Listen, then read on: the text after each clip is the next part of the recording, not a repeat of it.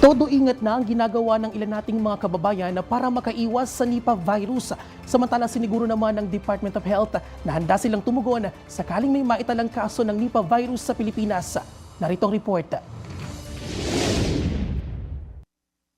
Isa ang pamilya ni Esther sa milyon-milyon nating mga kababayan na pinadapa ng COVID-19 pandemic. Lubha kasing naapektuhan ng pandemya ang kanilang kabuhayan nang magpositibo siya at ang kanyang asawa sa COVID. Kapwa sila nawalan ng trabaho sa kasagsagan ng lockdown kaya pinasok nila ang pagiging delivery rider. Nung time na yun, hindi pa kami nagpapacheck ng asawa ko pero nagkasakit na ako noon hindi ko alam na COVID pala yun. Tapos, yun nga, pagdating ko galing trabaho, paghiga ko yun na, hindi ko na alam kung ano yung mga sumunod. Bagamat nagpositibo sa nakamamatay na sakit, hindi siya nawalan ng pag-asa at patuloy na lumaban. Alang-alang na rin sa kanyang 3 anak na kalaunan ay nagpositibo rin sa COVID. At ngayong pinangangambahan na baka maulit muli ang lockdown dahil sa mga naitatalang kaso ng Nipah virus, todo ingat na rin ang kanyang ginagawa para makaiwas sa iba't ibang uri ng sakit. Kumbaga, ang pinaligan na lang namin is yung panalangin. Yun na lang, kumbaga, Diyos ang bahala sa lahat. Kung ano man dumating sa buhay namin, kung ano man kung pagsubok man yun, alam na yung malalampasan namin. Tiniyak ng Health Department na handa silang tumugon sakaling may maitalang kaso ng Nipah virus sa Pilipinas.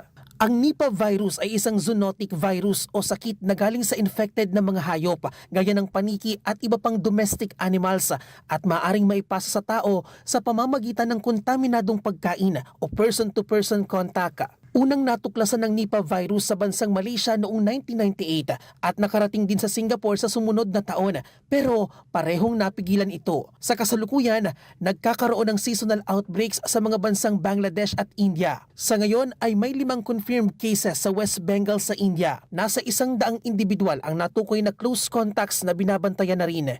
Mayroon itong 40% hanggang 75% na fatality rate at itinuturing ng World Health Organization bilang isa sa mga priority diseases kasama ng Zika virus at COVID-19. Karaniwang sintomas na nararanasan ng taong may Nipah virus ang lagnata, pananakit ng ulo, ubo, pagkahilo, pananakit ng lalamunan, hirap sa paghinga at pagsusuka. Sa ilang kaso, maaring humantong sa pagkalito, encephalitis o pamamaga ng utak, kumbulsyon at comatose sa loob ng 1 hanggang 2 araw. Ayon sa World Health Organization, wala pang gamot o bakuna laban sa Nipah virus kaya mahalagang gawin ang mga pag-iingat para maprotektahan ng sarili laban sa naturang sakit, gaya ng pag-iwas sa kontak sa fruit bats at mga hayop na may sakit, paghuhugas ng kamay pagkatapos sumawak ng hayop, at lutuing mabuti ang karne bago kainin.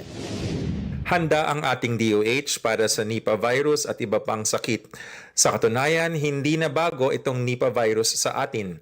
Nakita na ito noong 2014 pa sa Sultan Kudarat kung saan nagkaroon ng 17 kaso. Pagkatapos po noong 2014 ay hindi na nakita ang Nipah virus at patuloy na nakabantay ang DOH sa pamamagitan ng Epidemiology Bureau.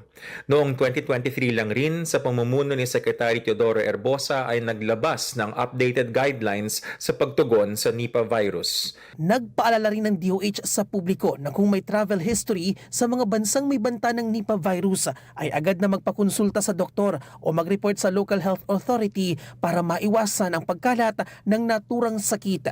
Para sa balitang totoo at laging bago, Bien Manalo, Alauna sa Balita, Congress TV.